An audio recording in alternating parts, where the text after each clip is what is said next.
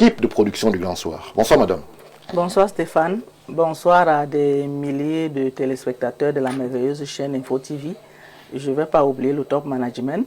Je pense à nos militants et militantes qui sont présentement scotchés devant le petit écran pour nous suivre. À vous tous, militantes et militants de l'UNDP, bonsoir. Bonsoir à vous, chère madame, et merci pour la présence. Autre acteur qui est parmi nous, monsieur Molu Iliassou, c'est le Sénacom, c'est le secrétaire national de la communication du mouvement réformateur. Nous lui disons bonsoir et bienvenue. Oui, bonsoir monsieur Mbaga, bonsoir à mes copanélistes et merci pour l'invitation. Je salue aussi nos milliers de téléspectateurs à la maison et nous pensons que nous serons à la hauteur du débat. Comment se porte le mouvement? Nous sommes là, on se porte comme c'est beaucoup de partis de l'opposition. Comme je vous l'ai dit la dernière fois, on ratisse large pour essayer de présenter autant de listes que possible pour les prochaines échéances. C'est vrai qu'on ne vous a pas beaucoup vu sur le terrain, monsieur Molu. Est-ce que vous ratissez large dans vos quartiers et vous ne faites pas savoir que vous êtes sur le terrain et les Camerounais s'interrogent? Est-ce qu'on vous verra, vous et le président Bion, sur le terrain ou alors sur l'espace public seulement à la veille des élections? Pour le moment, nous sommes à l'étape de convaincre. Oui. Parce qu'il faut convaincre. Vous savez, comme c'est des scrutins des listes, par exemple pour les élections municipales, il faut convaincre des personnes à pouvoir mettre leur nom sur des listes. Et il y a des gens qui n'aiment pas l'exposition. Oui. Donc nous faisons presque ce qu'on appelle du porte-à-porte. Nous allons doucement crescendo et au moment où Vous nous faites allons... un porte-à-porte discret. Oui, extrêmement discret parce que, vous savez, confectionner une liste relève du vaudou. Hein. À la veille, parfois, quelqu'un peut désister. Donc, oui, il faudrait garder l'anonymat. Merci, cher monsieur, pour la présence en ces lieux. Autre acteur, désormais préféré, ou alors attendu par les téléspectateurs de Info TV, Jacques Léonce Awana répond présent. Il est juriste de formation, c'est pas un secret, mais il est présent ce soir sur le plateau du Grand Soir. Bonsoir Jacques Léonce. Bonsoir Stéphane, bonsoir à mes co-discutants du soir, bonsoir aux millions de téléspectateurs d'Info Télévision. Merci de m'associer à la réflexion du Grand Soir de ce soir. Je voudrais, une fois n'est pas coutume, je voudrais saluer une personne. C'est un militant du RDPC, c'est un camarade du parti de M. Messi. C'est surprenant. Oui, voilà pourquoi je dis une fois n'est pas coutume. Il est président de sous-section RDPC des Banga. Les Banga, c'est dans l'arrondissement de Kola. C'est chez moi. Et vous savez que nous qui portons parfois la parole publique, lorsqu'on va au village, les gens nous posent certains problèmes, les gens nous donnent certaines informations concernant les acteurs politiques qui vont sur le terrain. Et lui, c'est un homme du terrain. C'est quelqu'un qui résout les problèmes ponctuels des populations locales. Et que vraiment, lorsqu'on parle de lui dans l'arrondissement de Kola, j'ai envie de dire c'est l'homme politique le plus aimé de cet arrondissement. Malgré qu'il soit, il s'appelle Alain Désiré Somiyeble. D'accord. Il est président de sous-section. C'est l'homme politique le plus aimé de l'arrondissement. J'ai fait un petit casting là. J'ai fait un sondage. Oui, j'ai fait un sondage. et je me suis rendu compte qu'il n'y a pas que de mauvais dans le parti de M. Messi. Ils ne sont pas tous des diables. Il y a aussi des petits saints là-bas, des petits anges. Donc, je lui adresse un salut particulier parce que, vous savez, la gouvernance locale mérite des hommes politiques du terrain. Des hommes qui sont au contact direct des populations, qui résolvent les problèmes pertinents des populations. Et lui, il est ce type d'homme politique-là qui résout les problèmes pertinents des populations à la base. C'est-à-dire, lorsqu'on a besoin d'eau dans un village, il vous offre un puits d'eau. Lorsqu'on a besoin d'être électrifié, il vous donne des plaques solaires. Lorsque on sort de la fin d'une année scolaire, il a offert des primes d'excellence dans plusieurs établissements scolaires publics, s'il vous plaît. Et donc, je crois que c'est ce type d'homme politique que nous aimerions avoir à la tête de la commune de Kola, par exemple. Merci Jacques Léonce. On va rester attentif donc au déployer de votre favori pour la mairie de Kola. Retenez le nom, il s'appelle Alain Désiré Somiyeble. Merci Jacques Léonce. Tout de suite, chers messieurs, chères dames qui nous regardez de par le monde, on va marquer un arrêt importantissime du côté des kiosques. Romaric Wafeu déjà installé pour nous donner la quintessence des informations parues en kiosque aujourd'hui. Romaric, bonsoir. Bonsoir Stéphane Barga, bonsoir également à l'ensemble des téléspectateurs d'Info Télévision, ceux-là qui accordent une attention particulière à ce prestigieux programme que vous modérez avec beaucoup d'extérité le grand soir. Bonsoir également à votre panel richement constitué pour cette 4e sortie de la semaine. Alors, Romaric, les journaux camerounais sont en alerte. Nombreux sont qui communiquent, qui publient. Que nous ont-ils révélé ce matin? Déjà avec le quotidien Info Matin, la tradition l'oblige, nous nous intéressons à cette actualité relative au 13e forum qui s'est tenu du côté de la France, précisément à Paris avec le Cameroun, qui renforce la confiance avec ses partenaires financiers. À la une de ce journal, dans sa parution, il a choisi de mettre en relief la participation de l'État du Cameroun à ce forum. Le ministre des Finances, Lupaul Motazeux, conduisant la délégation du 24 juin, a réaffirmé devant les partenaires financiers l'engagement du chef de l'État à poursuivre les réformes structurelles pour garantir une gestion rigoureuse, transparente et durable de la dette publique. C'est une actualité reprise par la rédaction centrale du Défi actuel de François Bambou, qui revient justement en grande une sur cette conférence et présente ici le ministre des Finances qui a donc plaidé pour une dette maîtrisée devant 46 pays et 9 institutions financières internationales mobilisées dans sur les moyens de rendre la coopération financière plus efficace face à la montée du surendettement mondial. Thierry Ekouti, à travers l'économie dans son numéro donc de ce matin, revient justement en grande une pour rapporter que le Cameroun a présenté justement à ce forum les réformes engagées en matière de gestion de la dette. Lupaul Motazeux, ministre des Finances représentant dans le pays à cet événement tenu hier du côté de la France, a mis l'accent sur la dette souveraine africaine et la trajectoire de réforme structurelle conduite donc par le gouvernement. Nous sommes là entre 2019 et 2025, affirme le journal dans sa parution de ce jour. De l'autre côté, avec la lettre de la bourse dans son numéro 260, Stéphane Barga, le journal revient effectivement sur le lancement du réseau Afrique de l'OCDE avec l'INFE au Cap le 18 juin 2026. Ce premier symposium dédié donc à la promotion de la littératie financière en Afrique vise à approfondir l'éducation financière sur le continent, un enjeu stratégique d'ailleurs pour l'inclusion financière et la résilience dans les économies face aux chocs mondiaux. Actualité pertinente à retrouver justement dans l'apparition du journal La Lettre de la Bourse en kiosque ce jour. Le financier d'Afrique de Boniface Tuinkam revient justement en grande hume avec cette annonce sur les mesures de la Caisse nationale de prévoyance sociale, la CNPS,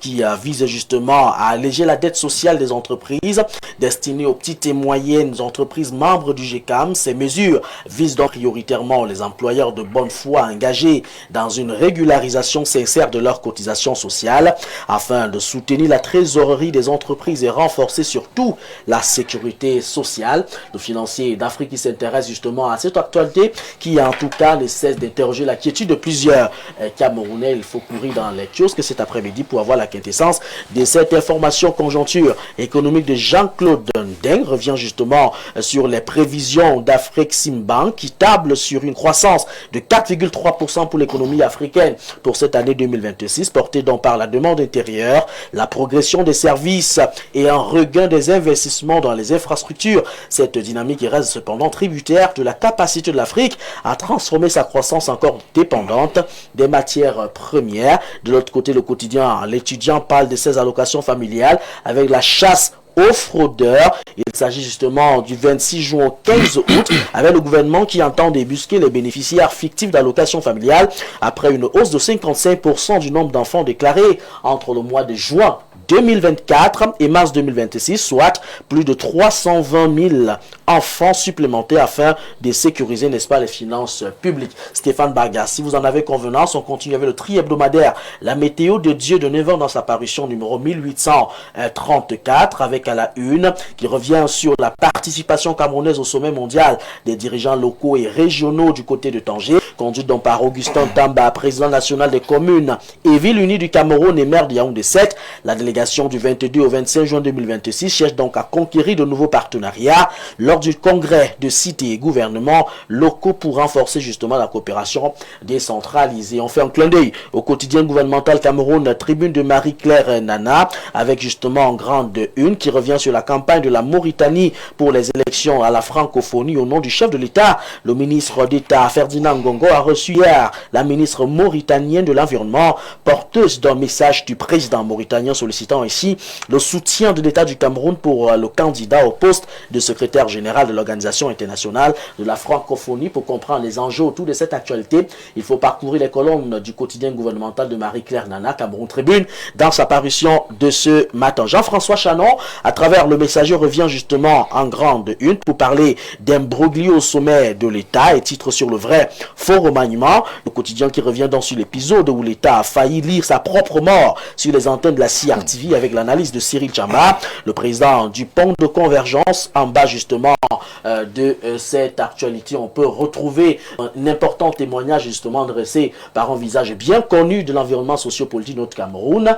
Il s'agit justement de parcourir les colonnes du journal Le Messager pour avoir la pertinence de cette information traitée par sa rédaction centrale. Et puis Georges Alain Boyomo, à travers le Mutation, revient sur un titre aussi qui porte sur un pays sous cale. Le quotidien rapporte que le groupement des entreprises du Cameroun, le GECAM, dénonce un climat des affaires très délétère et pointe d'ailleurs l'inertie au sommet de l'État à l'occasion de son assemblée générale. Le patronat camerounais dresse donc un constat sévère sur l'environnement économique du pays. De l'autre côté, dans son numéro 773 de parution, le bi-hebdomadaire Le Point d'Étienne Ouna revient justement en une pour parler justement de cette actualité et titre écarté avec des points de suspension sur fond de faux décrets. Guerre des clans Paul Biya. Le journal évoque donc une rocambolesque histoire liée à un fake remaniement pendant le court séjour privé du chef de l'État en Europe. Il accuse d'ailleurs des successeurs putatifs d'avoir sorti leur sabre pour un ultime combat à mort qui saigne abondamment. Et puis l'actualité est fortement traitée justement en page 3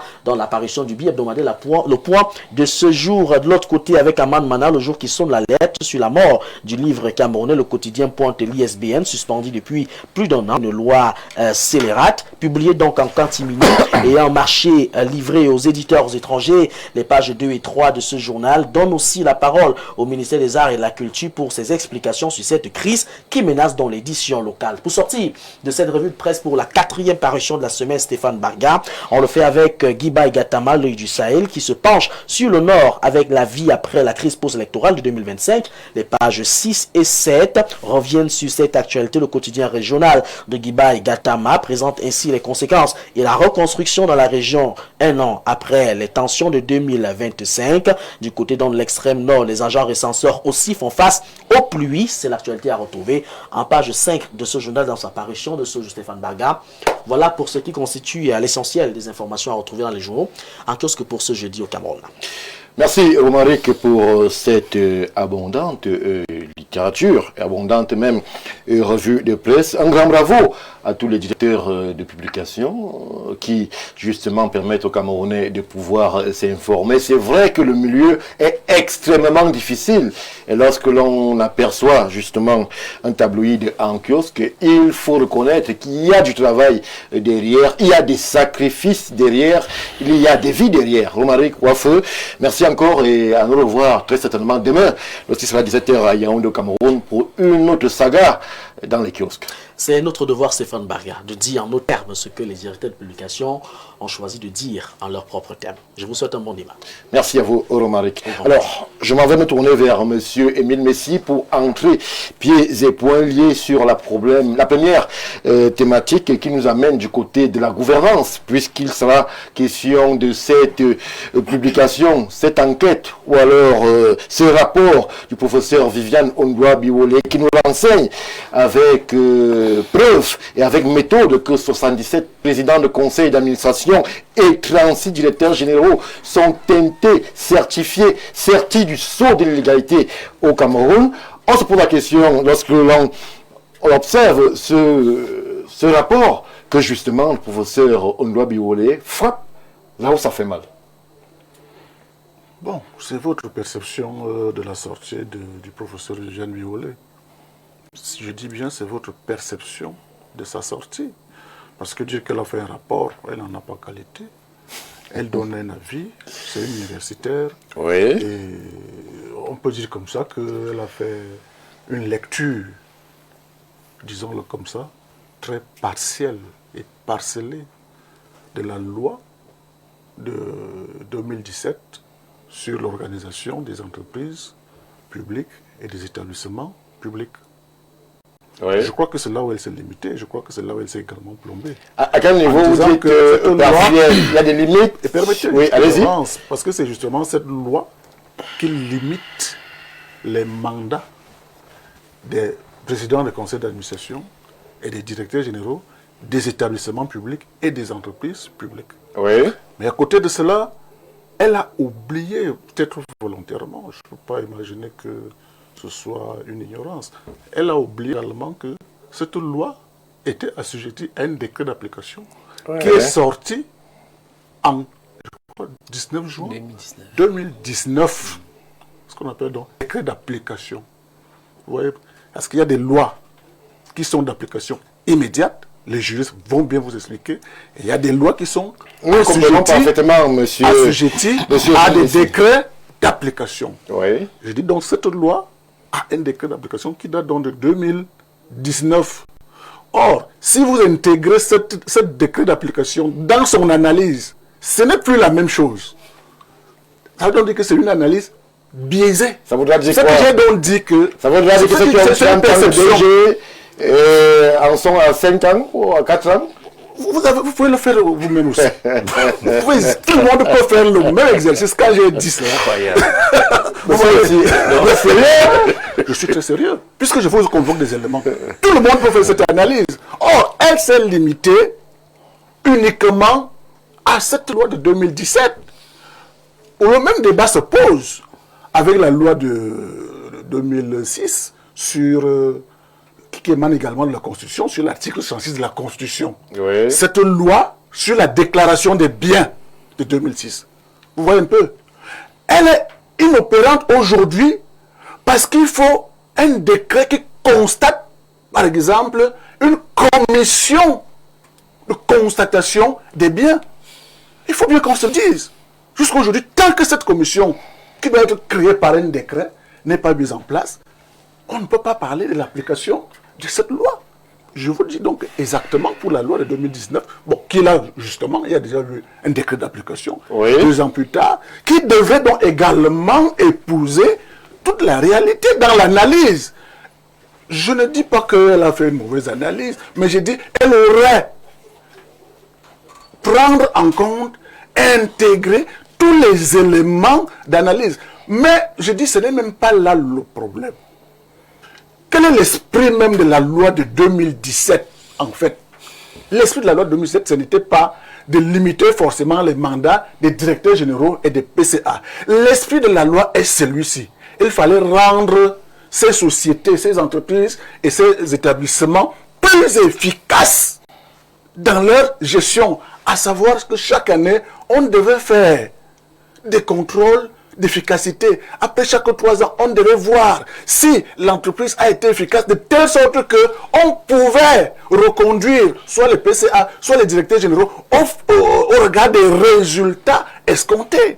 Bon, voilà autant de choses qui nous amènent aujourd'hui à questionner l'efficacité même de cette loi. Mais si on se limite au mandat, comme si la loi visait vraiment à limiter les mandats, mais plutôt à renforcer l'efficacité au niveau de la productivité de ces entreprises et de ces établissements. En fait, c'est ça le problème. Merci, monsieur Émile Messi. Il faut dire que cette actualité sert d'introduction à ce plateau du Grand Soir. Jacques Léonce, monsieur Émile Messi nous fait comprendre qu'il y aurait beaucoup de contraintes juridiques adossées à l'application de cette loi qui ramène et qui fixe les mandats des directeurs généraux et des présidents de conseil d'administration. Alors vous, lorsque vous observez toute cette polémique autour de l'application des lois, vous dites que nous n'avons pas sorti de l'auberge et que justement le Cameroun est là face à ses propres contradictions en termes de gouvernance, en termes de lutte contre la corruption, en termes de maintien et de gestion des carrières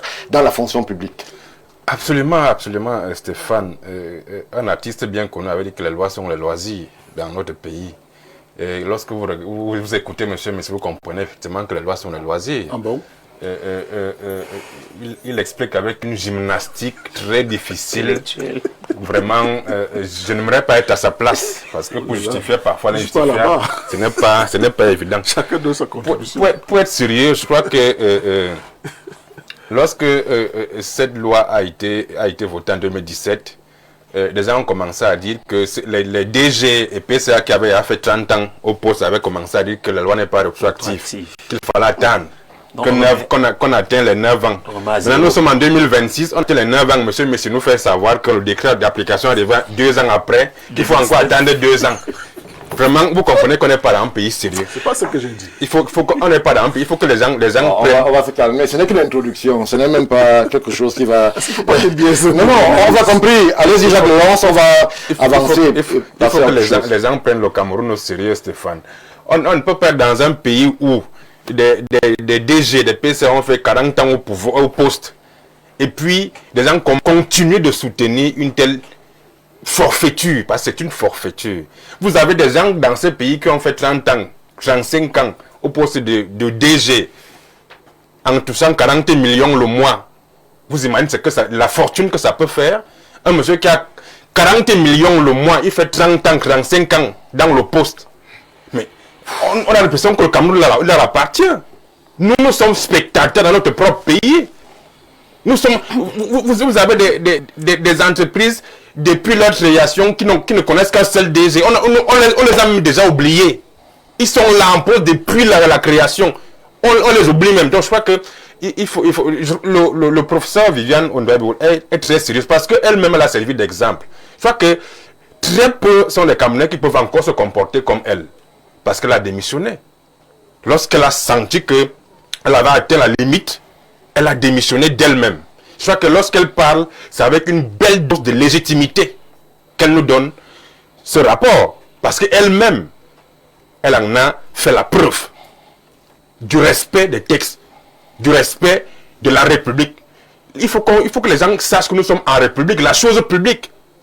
La République, ce n'est pas une chose... Les gens ont réussi à patrimonialiser la République. C'est-à-dire qu'on a coupé chaque pan à certaines personnes. Lorsque on crée une structure, on te nomme, ça devient ta propriété.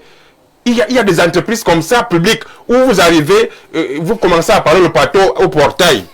C'est qu'on a patrimonialisé certains pans de notre République et c'est regrettable. Il faut qu'on prenne les Camerounais au sérieux. Et je crois que c'est un rapport qui devrait être pris très au sérieux. Merci. Et elle vous fait savoir que c'est des milliards que le Cameroun paie chaque mois parce qu'il faut payer ces DGP, ça illégaux. Merci Jacques Léonce. On va repartir du côté de la régie, prendre un léger break et revenir tout de suite après.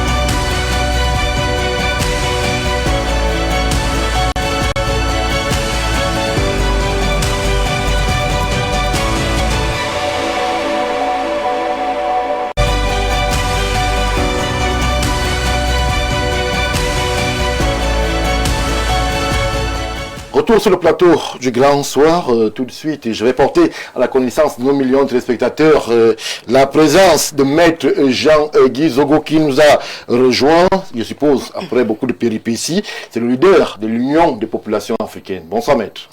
Bonsoir, Stéphane Baga, mes amitiés, mes co-discutants, que je retrouve ce soir avec beaucoup de plaisir. Je salue l'équipe technique qui s'affaire de l'autre côté à nous permettre de diffuser le panafricanisme authentique à travers le monde. Toute ma déférence aux populations camerounaises qui, au quotidien, souffrent et dont nous avons fait de l'amélioration des conditions de vie notre combat de vie.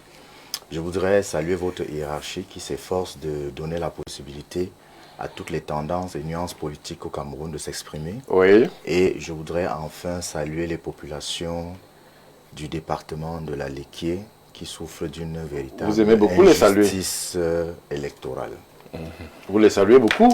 Oui, il faut bien, on dit chez nous, il y a un proverbe chez nous qui dit que chaque ventre a un nombril. Si vous ne pensez pas au vôtre, c'est très dangereux. Est-ce que l'UPA se limite à la Léquié? Non, pas du tout, mais chaque fois qu'un militant de l'Union des populations africaines est sur un plateau de télévision et qui salue les siens, Oui. chez lui, moi ça ne me pose aucun problème. Puisque nous avons des militants dans toutes les régions du Cameroun. Vous appelez ça comment? J'appelle ça... Fédéralisme communautaire? Non, nous ne sommes pas dans l'escroquerie politique là. Nous parlons du panafricanisme authentique. Merci, Maître Jean-Guy Zogo, pour la présence en ces lieux. Je l'ai dit, on va revenir de façon plus amplifiée encore sur cette folle actualité qui, justement, fait réagir dans le pays et même au-delà. On parle de ces faux documents de nomination interceptés à la CRTV et du malaise. Le malaise qu'il y a autour, c'est vrai que c'est à chaque jour son actualité concernant justement cette actualité qui en a accouché d'autres actualités. Je commence avec vous, Monsieur Lirassou, sur cette actualité-là. Alors, aujourd'hui, on en est à quasiment une semaine, toujours par la moindre communication institutionnelle sur la question, que ce soit l'organe, la CRTV, que ce soit le gouvernement, que ce soit le porte-parole, que ce soit la présidence. Les Camerounais en sont réduits à des supputations. C'est chacun qui essaye de se faire son propre avis, sa propre opinion sur ce qui s'est passé, sur les contours de l'affaire et surtout sur les conséquences, puisqu'aujourd'hui on se rend compte qu'il y a des noms qui circulent, il y a des communications qui circulent sur les réseaux sociaux, il y a justement des avis que personne n'assume. Vous, du côté du mouvement réformateur, comment est-ce que vous observez cette actualité alors que la République semble assujettie aujourd'hui à des rumeurs, à des contre-vérités? Quelle est la position du mouvement réformateur? Monsieur Mbaga, je suis surpris que des journaux en fassent même carrément une. Parce que dans un pays sérieux et dans un journal sérieux, ça c'est la rubrique des faits divers. Ah bon? Oui, ça ne doit pas faire l'objet d'une une. Le Cameroun n'est pas devenu une grosse comédie. Ça a commencé en octobre 2025. En octobre 2025, on voit des individus où les Camerounais, je m'excuse si je vais les heurter, c'est où les Camerounais ont des problèmes d'ordre psychiatrique. Parce que quand vous lisez les motifs de rejet de l'ECAM, quelqu'un n'a pas la CNI, n'a pas la carte d'électeur, il dépose un dossier pour être chef d'État. Mais soyons sérieux. Qu'est-ce qui a banalisé la fonction présidentielle jusqu'à ce niveau? Maintenant, on passe cette étape, 6 mois ou 7 mois après, nous sommes en juin, on apprend qu'un individu s'est présenté à la guérite de la CRTV avec un pli fermé et ça, ce sont les faits divers. Normalement, un journal sérieux doit mettre ça dans la rubrique des faits divers parce qu'il est inadmissible que le Cameroun devienne une grosse comédie. Il est inadmissible. Nous sommes quand même un État sérieux. Alors, vous évoquez une actualité qui est hyper sensible au plus haut sommet de l'État, qui suscite des réactions via des médias internationaux, des journalistes à l'échelon international. Pour vous, cela représente un fait divers. C'est un fait divers. Monsieur Aimé Robert Biyina il a démontré son professionnalisme. Un individu arrivé avec un prix fermé sortant à présent un remaniement ministériel. Est-ce que monsieur Aimé Robert Biyina pouvait lire cela? Impossible. C'est un professionnel.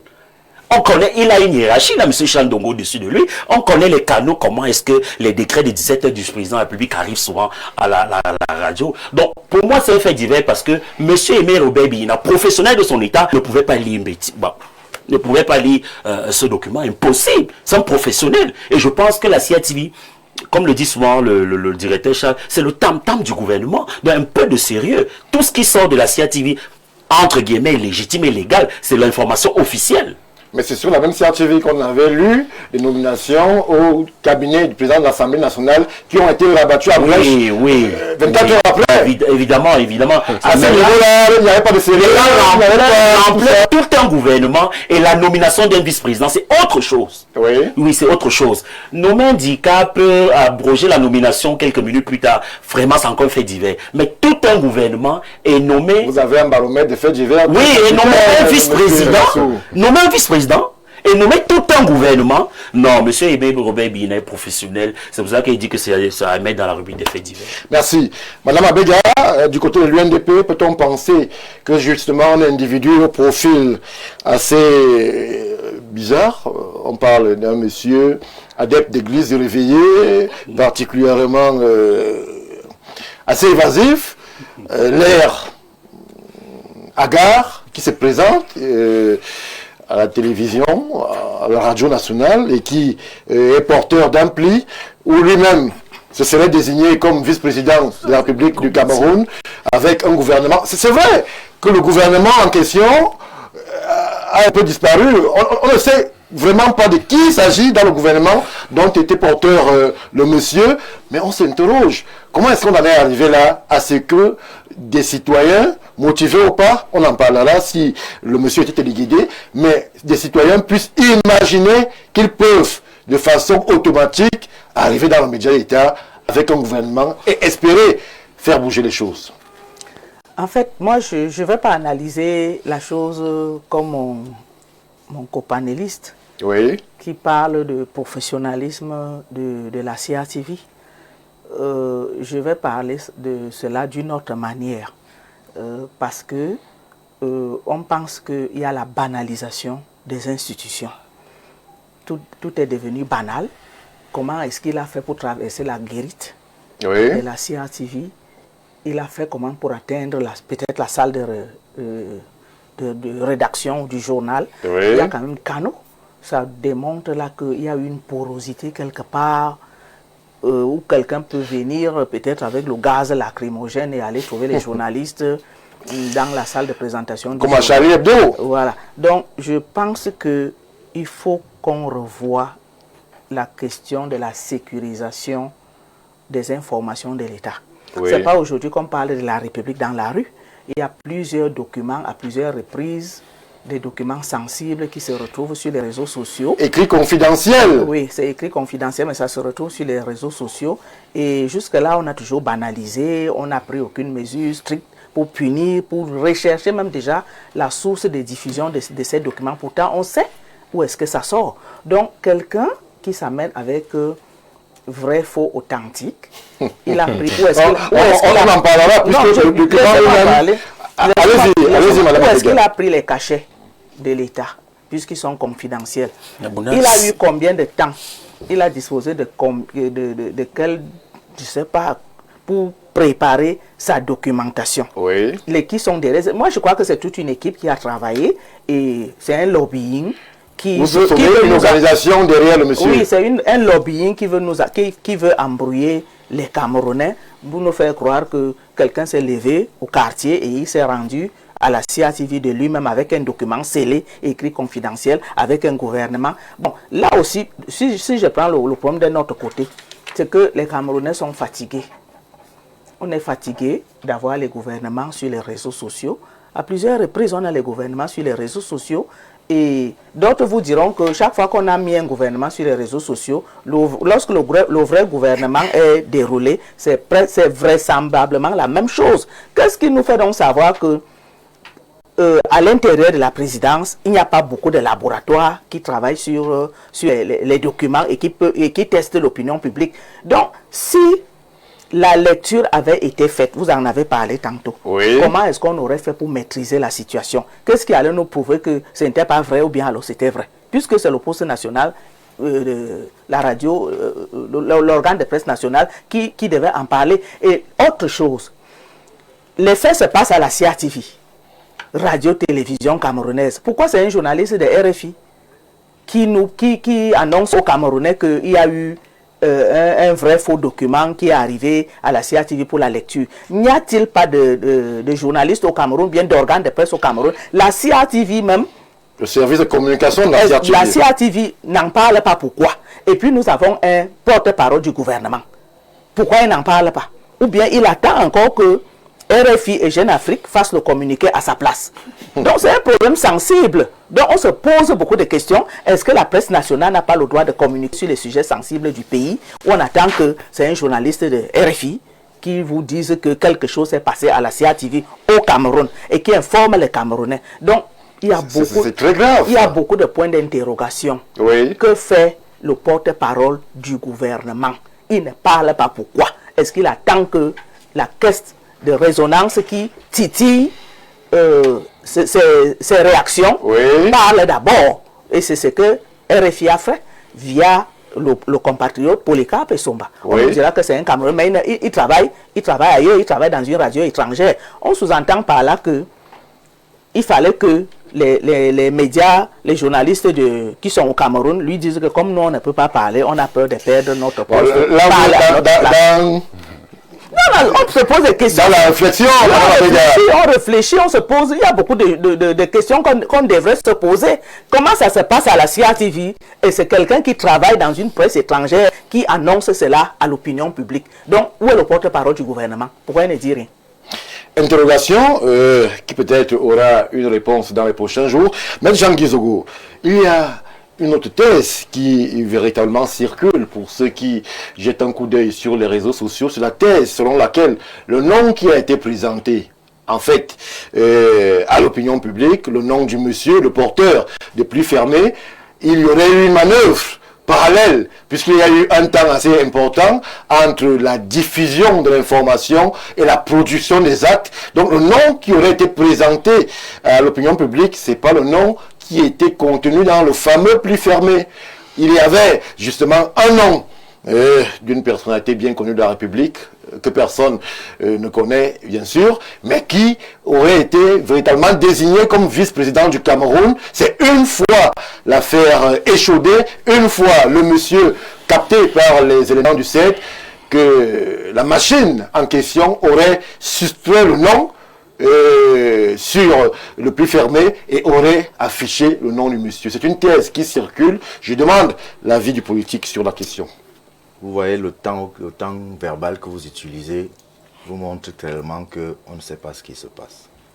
Stéphane Baga, je suis arrivé en retard. D'ailleurs, je présente à nouveau mes excuses à nos téléspectateurs.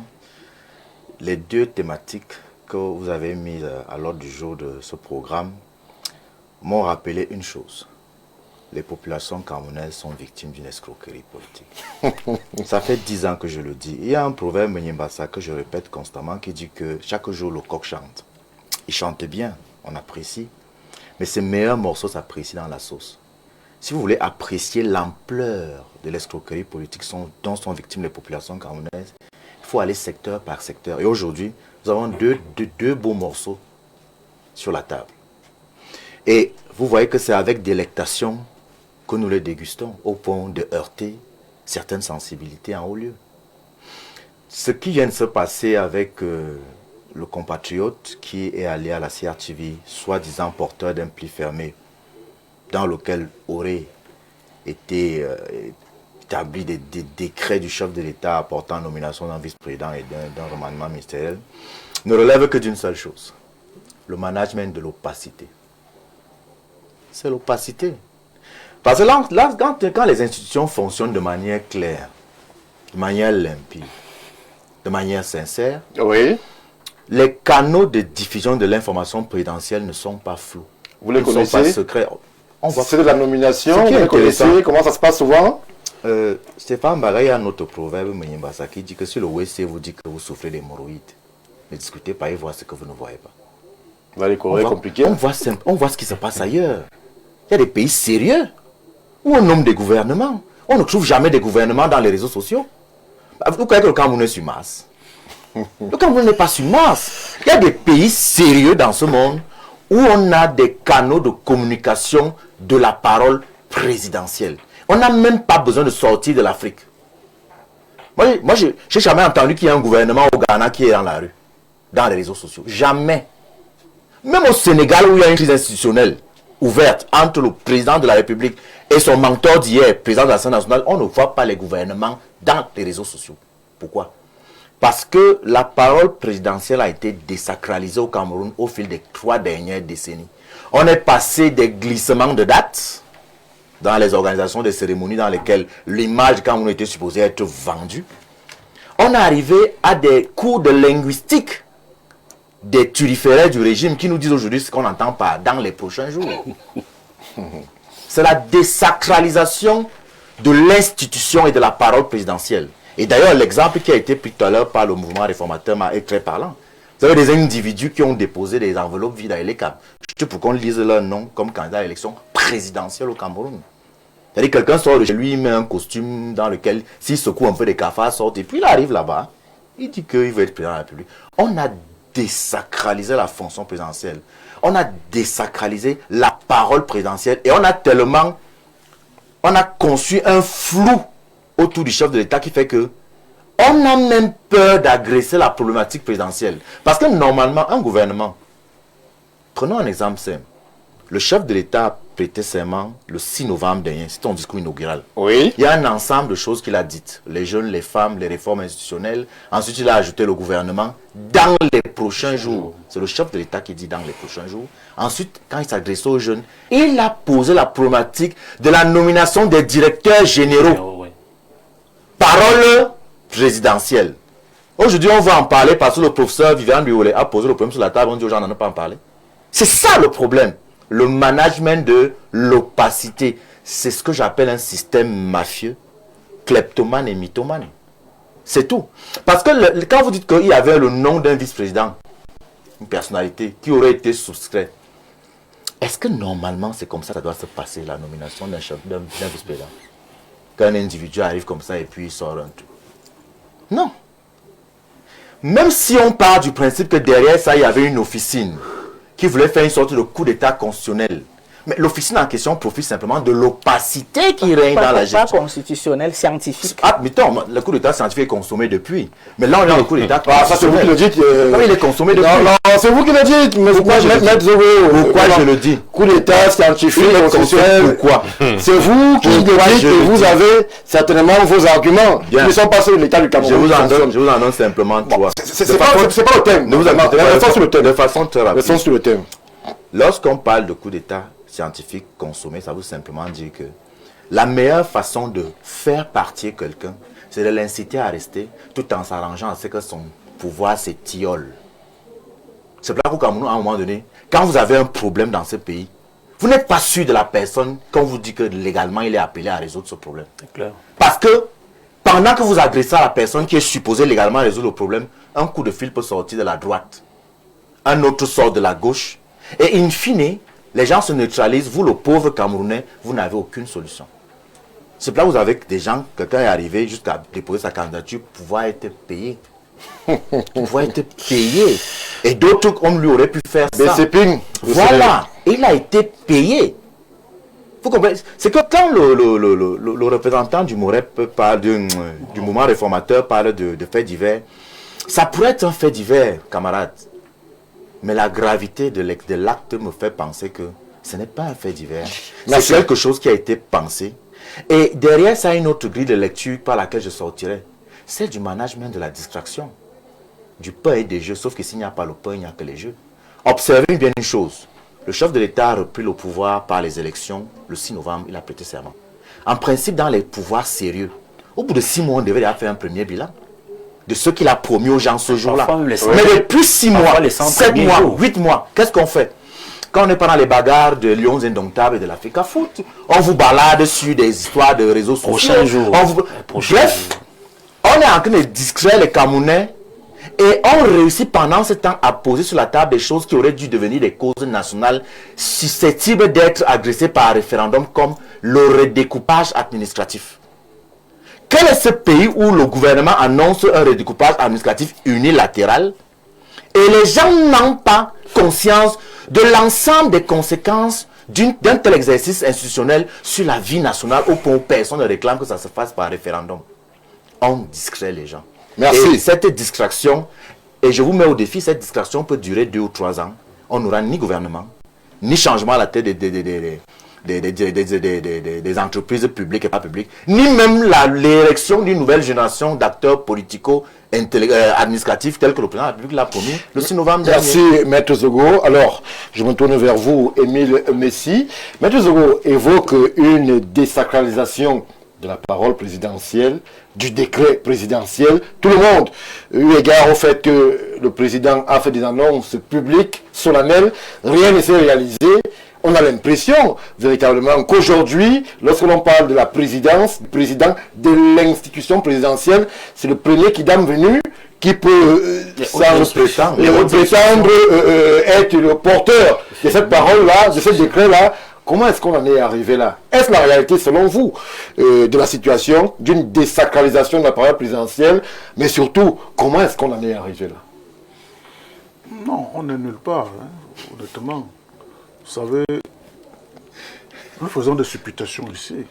Certains parlent d'une distraction, d'autres parlent de tout ce que vous avez évoqué là. En quoi la parole présidentielle est désacralisée ici? Moi, je ne vois pas. Le président a dit quelque chose, le président a fait des promesses. C'est vrai, il y a l'usure qui fait en sorte que... Le président n'a pas fait que des promesses, monsieur Messi. Le président a pris des engagements devant les Camerounais. Il a prêté serment. Le 31, c'était pas des promesses, des engagements. 31 décembre, 10 février. En français, ça ne veut pas dire la même chose, monsieur Messi. Une promesse et un engagement. C'est pas la même chose. C'est pas la même chose. Vous voulez parler à ma place? Non, je parle pas à votre place. Je voudrais qu'on soit sur la même longueur d'onde. Vous voulez que j'utilise nous tous, nous avons suivi le discours présidentiel. Que j'utilise mes propres mots. Le président a fait des promesses. Première promesse, dans les prochains jours, je mettrai un gouvernement en place. Je nommerai les jeunes et des femmes à des postes de directeurs généraux et ainsi de suite. Permettez que moi je parle de promesses. Et ça fait donc que ces promesses qui n'arrivent pas, ça peut comprendre l'usure dans l'attente. Moi j'utilise mes mots, M. Mbarga, pour dire que ce que les autres ont appelé distraction et tout ce que vous voulez là, nous sommes encore dans des supputations. Oui, l'heure est très grave.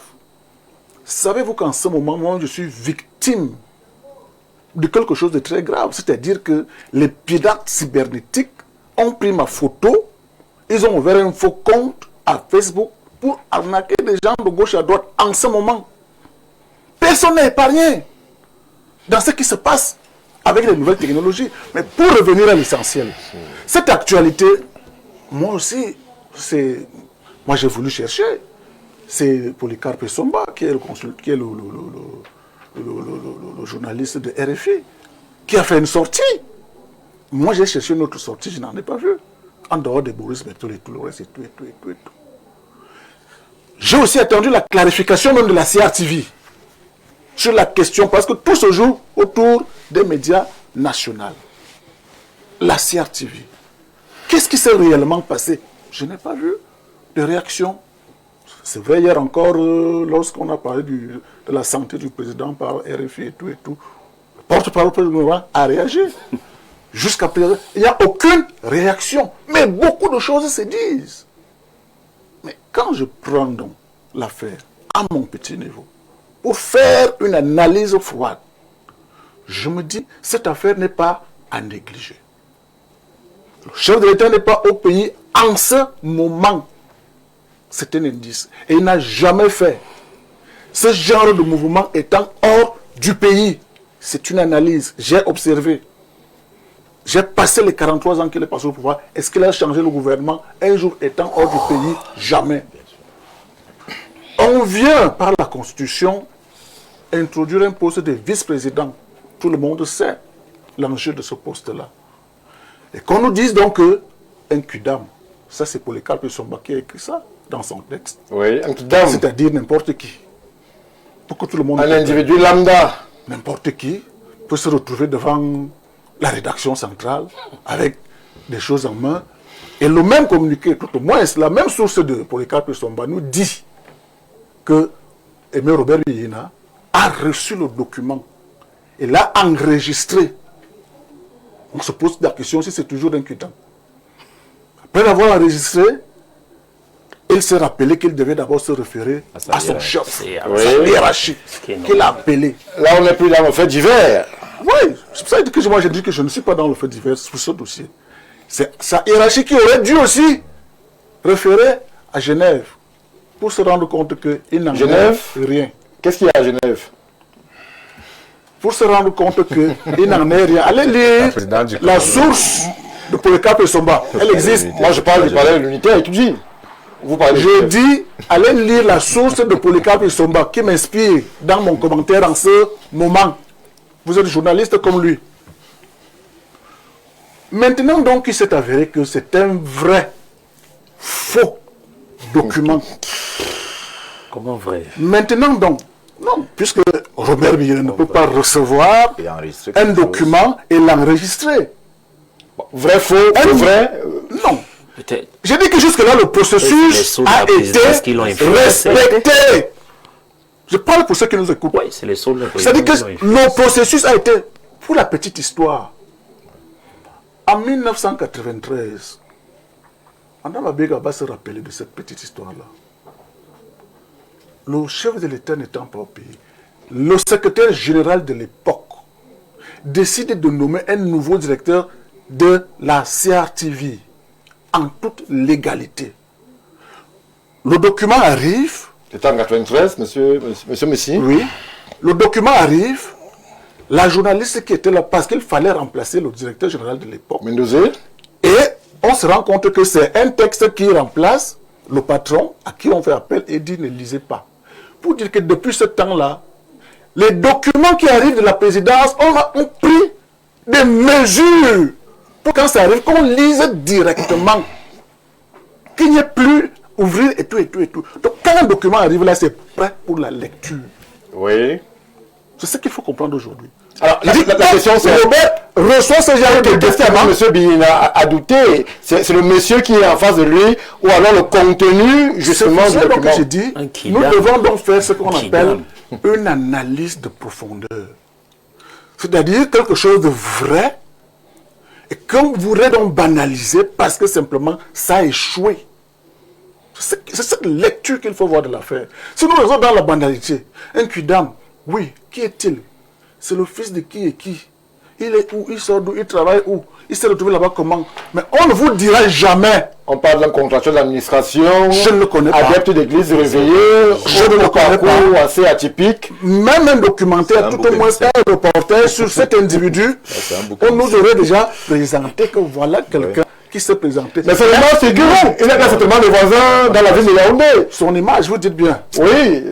Moi-même, je vous ai dit que les internautes utilisent ma photo en ce moment pour arnaquer les gens. Le monsieur qu'on a vu là, c'est pas lui. Il est aussi en pleine exploitation. Ça, c'est ce que vous dites. C'est ce que nous attendons tous. C'est ce que nous attendons. Les informations que nous avons, qu'il est en pleine exploitation. S'il vous plaît. C'est pour ça que j'ai dit que une enquête sérieuse doit être ouverte. Déjà, à partir de ce monsieur, à partir de Robert Biyela, à partir de tout ce qui est entouré cette affaire de faux ou vrai remaniement et de nomination d'un vice-président.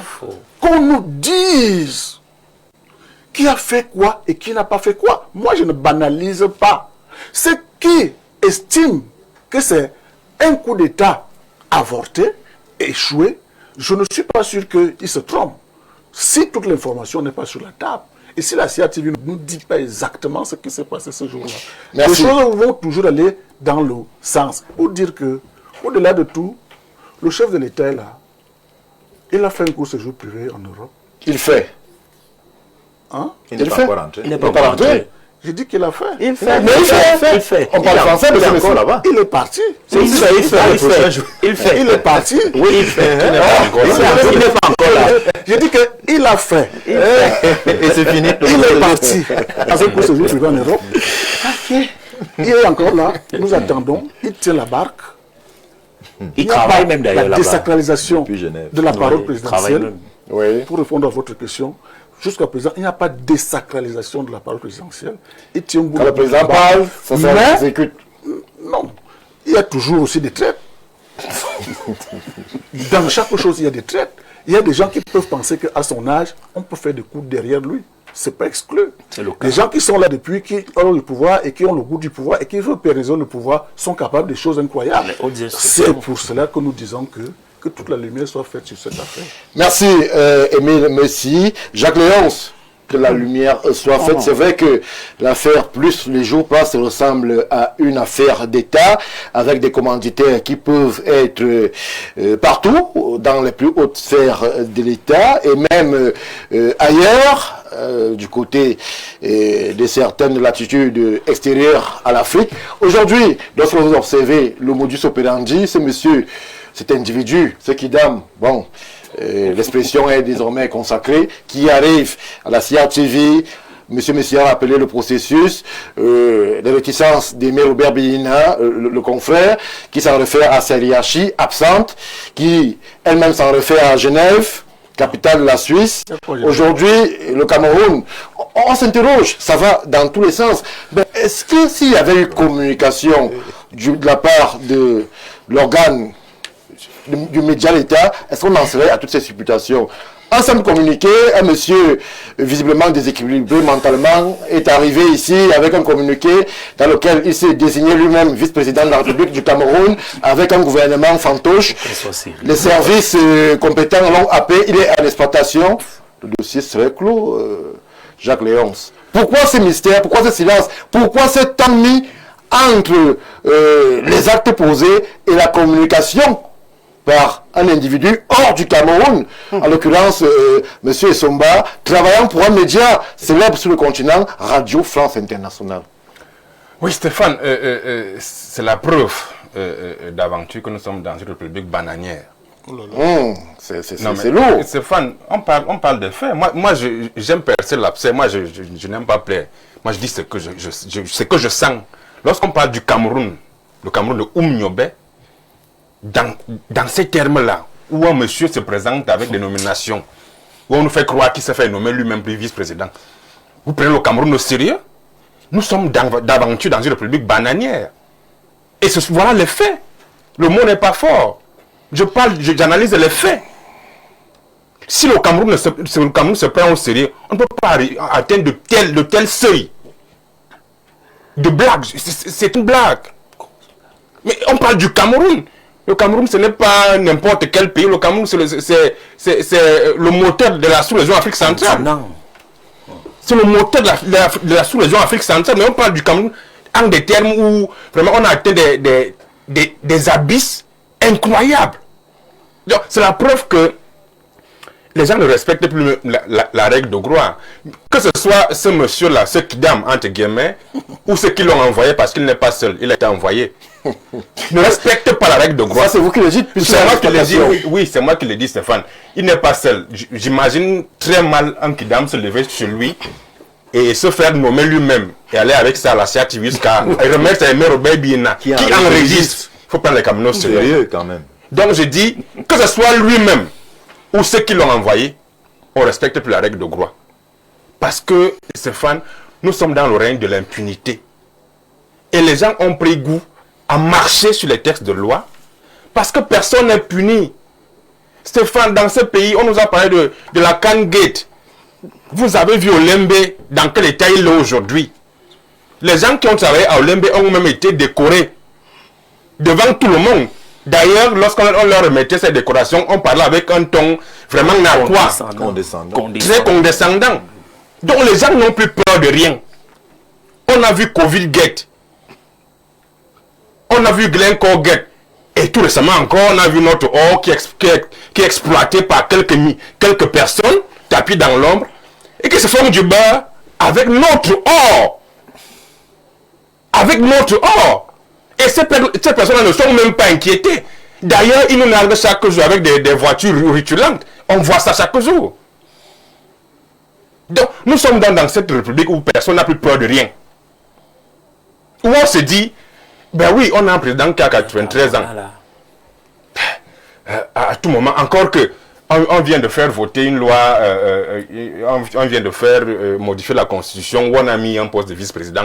Donc, et puis, il est dit dans cette constitution que le vice-président entre en fonction et si le président démissionne ou s'il meurt, il continue le mandat, il finit les 7 ans. Donc, À tout moment, on peut nous faire nommer vice-président, nous faire croire que le président n'est plus là. Alors, Jacques Léonce, le vice-président continue le mandat. Jacques Léonce, vous êtes juriste. Alors, quels auraient été les impacts juridiques si le fameux décret avait été lu sur les ondes de la chaîne nationale? Comment expliquer à un monsieur qui vient d'être gratifié vainement ou vraiment du poste de vice-président que 3 heures après, ce n'est pas lui? Quelles peuvent être les portées juridiques d'un pareil mismanagement?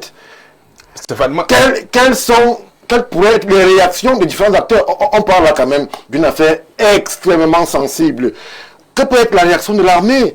Quelles peuvent être les réactions des partenaires du Cameroun? On parle des représentations diplomatiques. Quelles peuvent être les réactions de la population? Est-ce que ceux qui parlent, comme monsieur sur le plateau, d'un fait divers, est-ce qu'ils ont mesuré les conséquences d'un pareil acte? Stéphane, moi je crois que s'il avait été question de la nomination du DG PCA, ça aurait été lu. Parce qu'on vous dit quand même que Aimé Robert a pris, il a enregistré. C'est parce qu'il a vu le vice-président qui s'est référé à sa hiérarchie, qui a appelé Genève. Si ça avait été question juste des nominations de PCA, de DG, ça aurait été lu. Vous voyez le danger que vraiment, voilà pourquoi je dis que nous sommes dans une république bananière, où les gens ne respectent plus rien. Et c'est normal, Stéphane. Vraiment, lorsqu'on essaie de jeter un regard rétrospectif, on vient de passer tout un septennat avec un même gouvernement. Ce n'est jamais arrivé auparavant. C'est-à-dire que M. Biya est tombé dans l'usure du pouvoir. C'est un monsieur qui n'arrive plus à gouverner, et ça il faut le dire. Le Cameroun est abandonné à lui-même. Le Cameroun est tristement abandonné à lui-même. Voilà pourquoi les gens peuvent se permettre du n'importe quoi. Le Cameroun de Oumniobé, mais Oumniobé se levait de sa tombe. Il dit, mais c'est pas possible. On parle du Cameroun. Il faut que les gens prennent ce pays au sérieux. Vraiment, si on atteint de tels niveaux, peut-être, si des gens veulent déjà prendre le pouvoir, mais pourquoi est-ce que M. Biya ne fait pas comme Ahidjo? Vraiment, qu'il essaie de délibérer le Cameroun. Ahidjo l'avait fait, et puis la vie a continué. Parce que là, on a l'impression, on est dans un blocage terrible, où les gens peuvent déjà se faire nommer vice-président et aller avec un document qui se fait enregistrer la CRTV. Enregistrer, ça veut dire qu'il a manqué de peu pour que ce soit lu. Il a manqué de peu pour que ce soit lu. Avec les conséquences les conséquences que cela peut avoir dans la vie nationale. Lorsqu'on sait que les gens sont aux aguets, les gens sont en attente des postes de nomination. Le président lui-même l'a promis un remaniement dans les tout prochains jours. Ce n'est jamais arrivé. Il a dit qu'il va nommer les jeunes dans les postes de PCA, DG. Ce n'est jamais arrivé. Les gens sont dans aux aguets, les gens attendent. Si ça avait été lu, quelle serait la vie nationale aujourd'hui? Donc je crois qu'il faut prendre le Cameroun au sérieux. Que ceux qui gouvernent comprennent que le Cameroun est au-delà de nos simples aspirations personnelles. Oui. Ils ont tout eu. Ils sont au pouvoir depuis 43 ans. Qu'est-ce qu'ils n'ont pas encore eu? Le Cameroun est au-delà de ça. Monsieur Biya ne sera plus président, le Cameroun va continuer à vivre. Donc il ne faut pas que les gens, ceux qui nous gouvernent, imaginent que le Cameroun se réduit à leur simple personne. Non, le Cameroun est au-delà. Merci Jacques Léonce. Les Camerounais s'expriment par millions sur les différentes plateformes de Info TV. Nous vous en remercions. D'ailleurs, on relaie une ou deux publications le temps que monsieur Iliassou se prépare. Bonsoir Stéphane, le Cameroun sera prêt.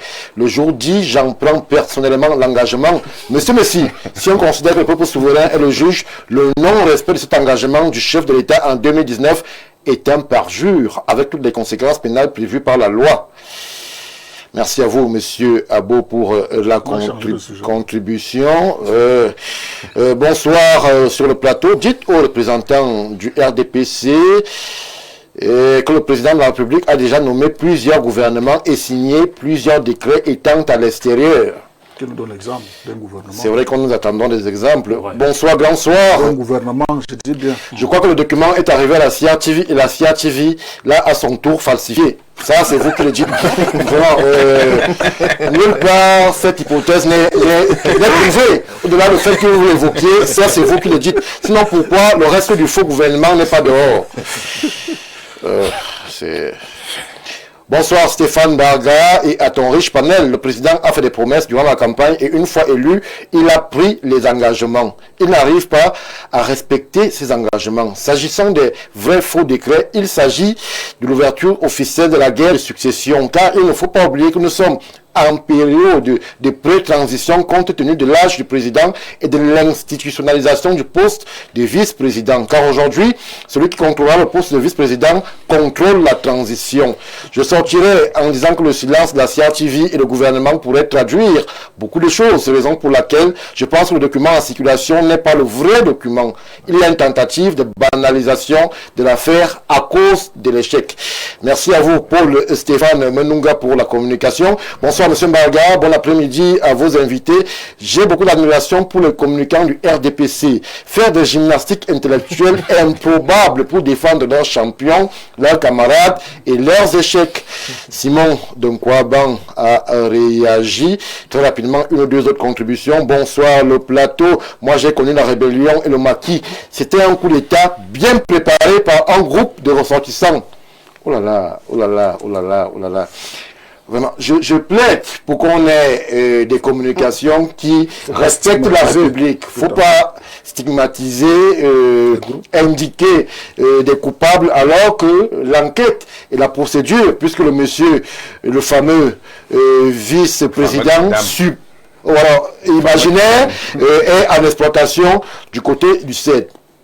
Bonsoir à toi, M. Mbarga, et à tout ton panel. Je suis Malibit. Ayant été audité par plusieurs ministères, il est possible d'arriver à ce niveau si tu n'es pas signalé, enregistré, accepté par la hiérarchie, puis accompagné jusqu'à ce niveau. C'est une méthode pour voir la réaction du peuple, ou vous dire quel sera le prototype du verbe croisé de la prophétie de notre nation. Cela est une information masquée, cela n'est pas un hasard. Merci à vous, cher monsieur. Bonsoir, monsieur Stéphane Mbarga. Prononçant sur la thématique soumise au débat, je souhaiterais faire remarquer à notre interlocuteur du mouvement réformateur que cet événement ne saurait être considéré comme un simple fait divers. Un acte de cette nature n'est jamais anodin. Il porte une signification politique et semble davantage relever d'une stratégie visant à tester la réaction de l'opinion publique. Aujourd'hui, l'on nous apprend que cet individu se serait autoproclamé vice-président, mais le silence du gouvernement sur cette affaire suscite des interrogations. Pour ma part, je demeure convaincu que le document évoqué ne confère pas cette qualité à son porteur et que l'on cherche délibérément à présenter cet homme comme agissant seul. J'estime plutôt qu'il intervient au nom d'un groupe structuré et organisé. Donc, il exécute une mission précise dans le cadre d'une démarche collective poursuivant des objectifs bien définis. Merci pour la contribution qui malheureusement n'est pas signée. On en prend une ou deux encore avant de revenir en plateau. Bonsoir Stéphane. Qu'est-ce qui nous dit que le président de la République va retrouver sa résidence principale? Un kidam venant lui poser ses problèmes. Et que dira-t-on? Ah, Thomas Massok. Bonsoir à vous, chers téléspectateurs fidèles.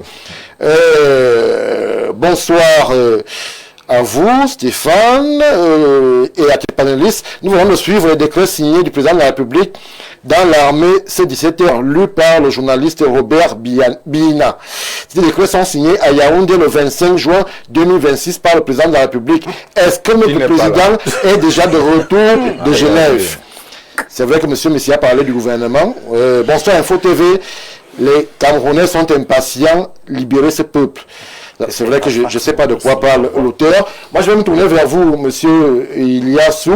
Alors, est-ce que tout ce branle-bas, toute cette atmosphère de suspicion n'est pas due au fait tout simplement qu'il n'y ait pas eu satisfaction de la parole présidentielle, c'est-à-dire le gouvernement promis et le vice-président ne sont toujours pas pourvus et le peuple, pour certains, serait dans une impatience totale?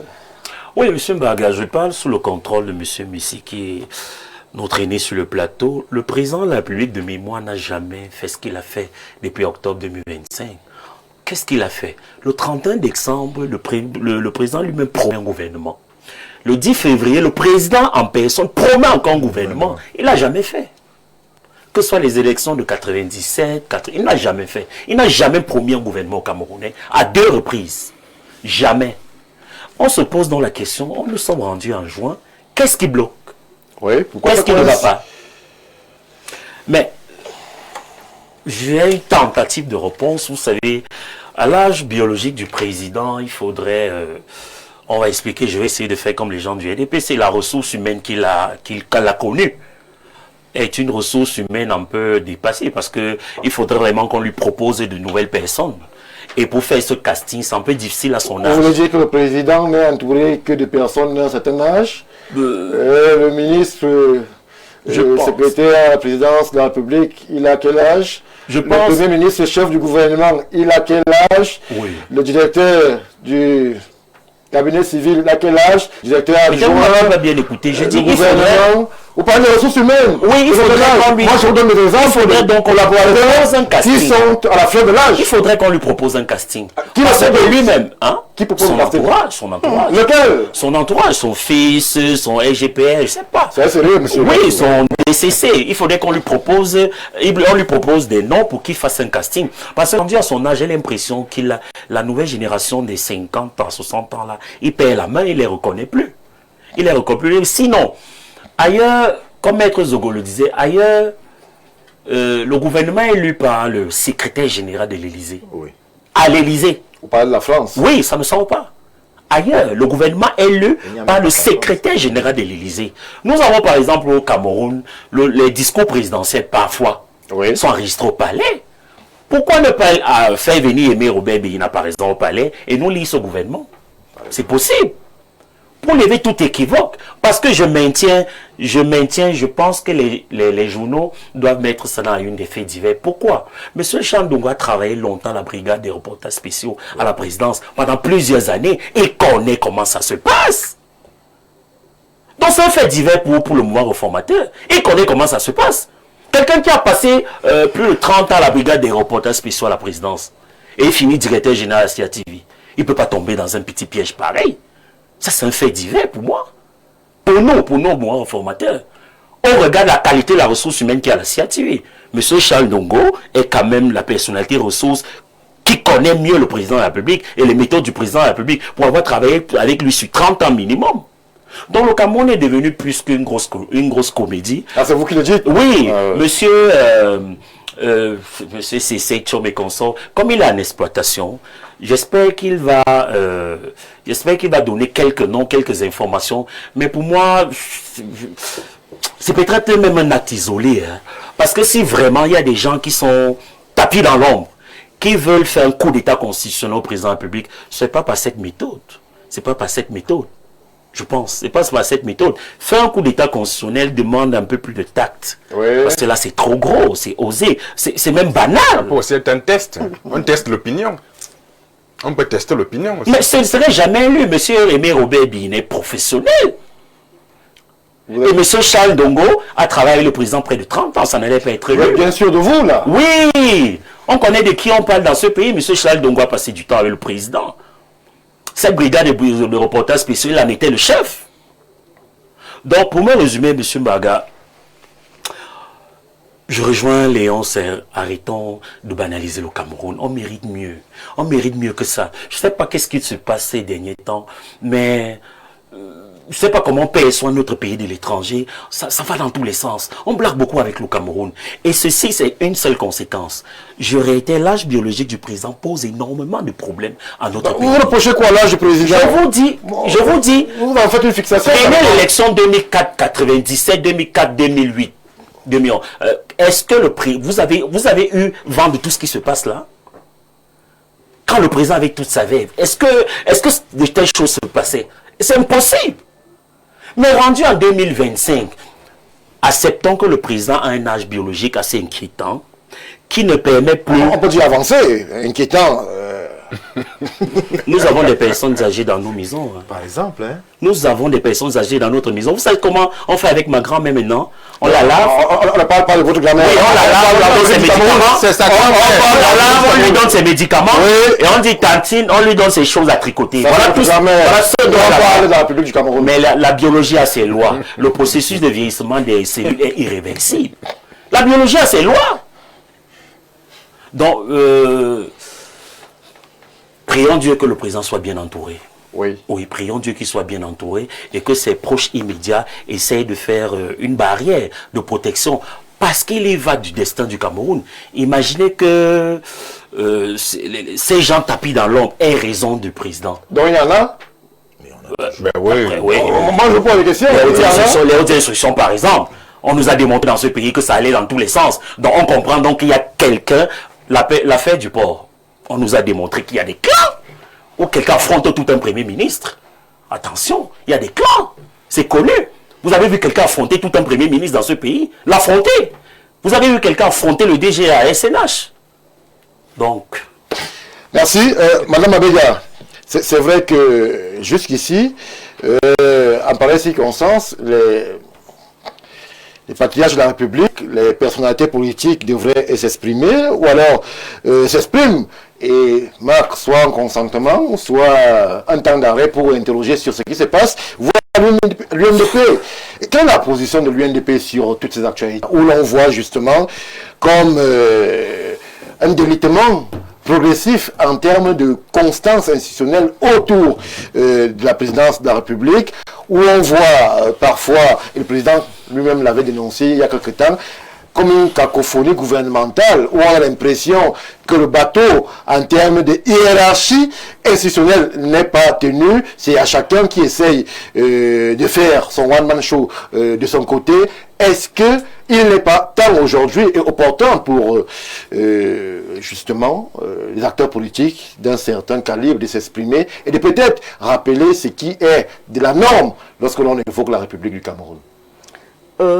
C'est vrai, vous me posez la question de savoir pourquoi les acteurs politiques ne se prononcent pas. Les acteurs politiques ne peuvent pas se prononcer tant qu'il n'y a pas eu une communication gouvernementale. Parce que l'affaire tend à être banalisée. Ne soyez pas surpris que le porte-parole du gouvernement prenne la parole un jour pour nous dire qu'il n'y avait rien eu du genre et que ce soit Polycarpe et son ballon menteur. Ça nous rassure. C'est possible que dans les prochains jours, qu'on nous annonce officiellement que c'était faux, il n'y a rien eu du genre au Cameroun. Ça nous rassure. Donc Polycarpe et son bassin menteur. Oui, donc, si vous demandez aux autres forces politiques de se prononcer sur la base de quoi? Puisqu'il n'y a rien d'officiel, il n'y a rien de concret, Oui. Nous sommes dans les faits divers, nous sommes dans la spéculation. Jusqu'ici, il n'y a que la sortie de Polycarpe et Somba, qui n'engage même pas RFI. Oui, est-ce qu'il n'a pas parlé au nom de RFI? Il a parlé parce que certainement il a eu vent de quelque chose et il a été le plus actif, il a parlé. Donc vous voulez demander aux acteurs politiques ou même à la société civile de se prononcer sur la base de quoi? On va demander, si mon président se prononce aujourd'hui, on va lui demander, tu t'es basé sur quoi? Est-ce qu'il y a eu une communication? Mais il y a quand même un individu en exploitation, on sait. Est-ce que vous avez vu l'individu en exploitation? Ou bien vous avez entendu qu'il y a un individu en exploitation?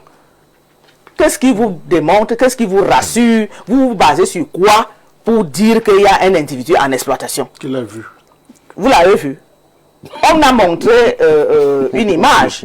Ça peut être l'intelligence artificielle. C'était les couloirs de la CIA TV. Mais est-ce que vous a... Mais on peut vous porter, vous déposer dans les couloirs de la CIA TV et dire que c'était vous. Donc il n'y a rien d'officiel. Il n'y a rien de concret. Donc à l'UNDP, on ne peut pas se prononcer sur ce qui n'est pas officiel. Oui. Parce que mon président national, c'est un légaliste. Oui. C'est un républicain. Donc, il ne se prononce pas n'importe comment. Maintenant, lorsque j'entends M. Iliassou dire que c'est parce que le président de la République a un âge avancé qu'on fait n'importe quoi autour de lui, mais le président Congo avait un âge avancé. Vous n'avez pas suivi qu'il y avait un gouvernement qui se baladait dans les réseaux sociaux ou alors que les gens faisaient n'importe quoi. En Côte d'Ivoire, on a eu le président Houphouët-Boigny. Oui. Vous n'avez pas suivi qu'il faisait n'importe quoi. Il n'y avait pas Internet comment? Il n'y a pas eu... il y a eu le président Abdoulaye Wade tout récemment au Sénégal, même Macky Sall. Ça fait d'ailleurs 100 ans très vite. Vous n'avez pas suivi qu'il y a eu des gouvernements qui se baladaient sur les réseaux sociaux, mais tout simplement parce que nous sommes dans un pays où il y a un laisser-aller. Le président, en tant que, peut-être il ne veut pas frapper du poing sur la table pour punir sévèrement ceux qui posent ce genre d'actes. Le renseignement est très poussé dans notre pays. S'il y a eu quelque chose du genre, on sait de quel laboratoire institutionnel. Peut-être voudrait dire qu'il y a effectivement du feu sous la cendre. Si il n'y avait rien eu, on aurait dit qu'il n'y a rien eu. Mais le silence institutionnel peut aussi vouloir dire qu'on n'a pas reçu les instructions pour communiquer sur un fait. Donc nous sommes dans la spéculation. On n'a rien de concret sous la main. Est-ce que M. Biyena, lui, il a dit qu'il n'y a rien eu? Mais il a parlé. Il n'a pas pris la parole. Monsieur Biyena n'a jamais parlé.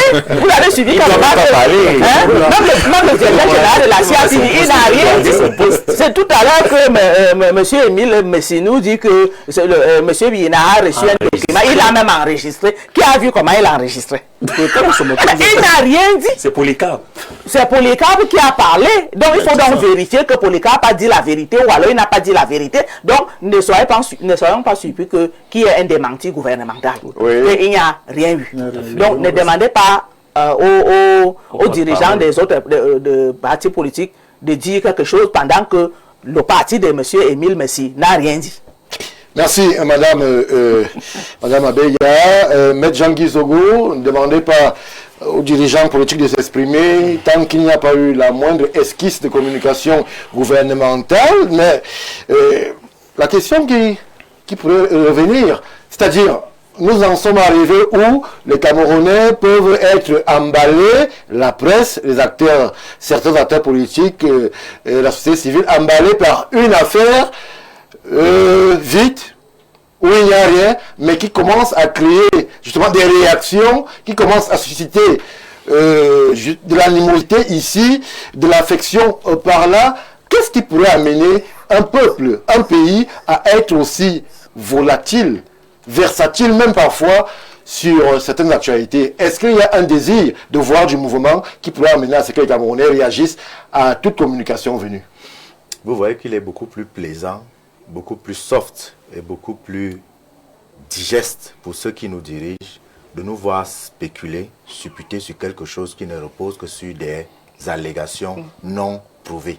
Alors que le premier thème porte sur une étude scientifique qui pose des faits sur la table. Vous voyez un peu la dichotomie? C'est-à-dire que là, dans le cas de l'étude du professeur Vivian Olondoa, on a des faits, des chiffres, des éléments sous la main. Mais on vous cadenasse dans le débat. Maintenant, on vous fait parler d'un truc où on ne sait pas exactement de quoi il s'agit. On vous fait parler d'un ovni. C'est ça, distraire un peuple des sujets les plus importants. En tant que président d'un parti politique, je ne peux pas me prononcer sur... Si ça n'avait été que le deuxième thème, je n'aurais pas bravé la pluie. Moi, je suis venu vous parler du premier. Parce qu'il repose sur quelque chose que la dame travaille dessus depuis près de 10 ans. Elle a des faits. Mais là, vous nous parlez, vous voulez nous amener à discuter discuter les Camerounais avec un truc. Comme vous devez arriver S'il vous plaît. Non, je vais vous s'il vous plaît. Jean-Guy Zogo. C'est trompé. Oui, Jean-Guy Zogo, s'il vous plaît. S'il vous plaît. Vous savez, l'affection et l'amitié que Info TV a pour vous. Donc, je vous prie, dans la prise de parole, élégante, comme je vous connais, qu'on avance. Remettre en question les orientations thématiques de mon plateau amène peut-être vous, en tant qu'acteur politique de premier plan, je suppose, à interroger justement l'organisation de mon plateau. Et c'est quelque chose d'assez désagréable pour le journaliste que je suis. Si vous estimez que la thématique sur laquelle nous nous exprimons, lorsque l'on questionne le management du pays en termes de la qualité de la parole présidentielle, des actes présidentiels et de la communication gouvernementale, si elle vous indispose ou vous la minimisez, on peut vous libérer, Jean-Guy Zogo. Il faut être sérieux. Je le suis. Soyons sérieux. Je le suis. Jean-Guy Zogo, non, je ne vous ai pas remis la parole. Faut bien que... Je ne vous ai pas remis la parole, monsieur Zogo. Nous sommes sur un plateau sérieux. Et vous êtes conscient que ce qui se dit ici est suivi à un niveau que vous et moi n'imaginons même pas. Justement. C'est parce que je le sais plus que vous, puisque c'est moi qui reçois les communications. Je le sais plus que vous et je vous prie, si vous voulez qu'on fasse un débat sérieux et que nous enrichissions les réflexions camerounais, qu'on revienne sur l'essentiel. Vous êtes là pour vous exprimer sur un acte grave dans la République qui fait réagir et qui interpelle, vu qu'il n'y a pas de communication institutionnelle sur la question. Si vous estimez que ça ne vous... c'est pas à votre hauteur, on peut se séparer de façon claire. Il n'y a pas de problème. Lorsqu'on parlera des choses plus sérieuses pour vous, on vous invitera, Jean Guizou. Vous en parlez? Bien. Vous savez, ce qui est intéressant avec le Cameroun, c'est que au bout de 43 ans, on flotte déjà avec le demi-siècle, on a réussi à orienter le débat politique, à orienter le débat institutionnel, à orienter le débat citoyen vers ce qu'on voulait. À telle enseigne que, quand vous dites que le peuple camerounais est versatile, il ne l'est pas. C'est pas le cas aujourd'hui? Non, il ne l'est pas. Il ne l'est pas pourquoi? Il ne l'est pas parce que pendant que nous débattons d'un supposé remaniement ministériel qui aurait circulé dans un pli fermé, vous avez des gens qui sont sortis ce matin de chez eux sans avoir la certitude de trouver ce qu'ils vont manger. Ça ne les intéresse pas. Il y a des gens qui, ce matin, se sont levés, sont allés à l'hôpital et ont eu du mal à payer la facture. Parce que quand vous arrivez à l'hôpital, on vous demande de payer même le coton. Ils s'en foutent de ça. Il ne faut pas donner l'impression que les Camerounais sont omnibulés par ce genre de choses. La seule véritable, les trois distractions que les Camerounais ont, dans lesquelles les Camerounais ont choisi de se vautrer pour échapper à l'aigreur de leur quotidien, c'est la boisson, c'est le sexe, et c'est les boîtes de nuit et autres. C'est tout. Maintenant, quand vous allez dire aux Camerounais que, bon, vraiment, quelqu'un... Moi, j'ai fait une expérience. Je suis allé au marché d'une Fundi quand ça ferme. Vous savez, il y a des gens qui font leurs emplettes au marché d'une Fundi quand le marché d'une Fundi est en train de fermer.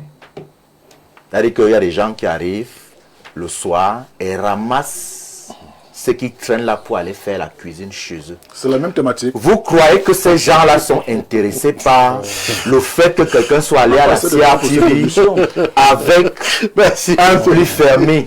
Non, il faut arrêter de croire que vous pouvez orienter ce que l'homme politique va dire. En tant qu'acteur politique, vous ne pouvez ni me dicter ce que je vais dire, ni orienter ce que je vais dire. Parce que je ne peux pas accepter qu'on dise que le peuple camerounais est versatile. On construit une conscience collective. Ailleurs, les gens travaillent même le dimanche. Parce qu'on a construit ça dans leur imaginaire collectif. Si vous habituez les gens à ne pas travailler le dimanche, ils ne vont pas travailler le dimanche. C'est-à-dire si vous habituez les gens aux faits divers, ils s'habituent aux faits divers. Je vous ai pris l'exemple tout à l'heure d'un exercice institutionnel qui devait normalement mobiliser la nation tout entière, le redécoupage administratif. Moi je vous pose une question.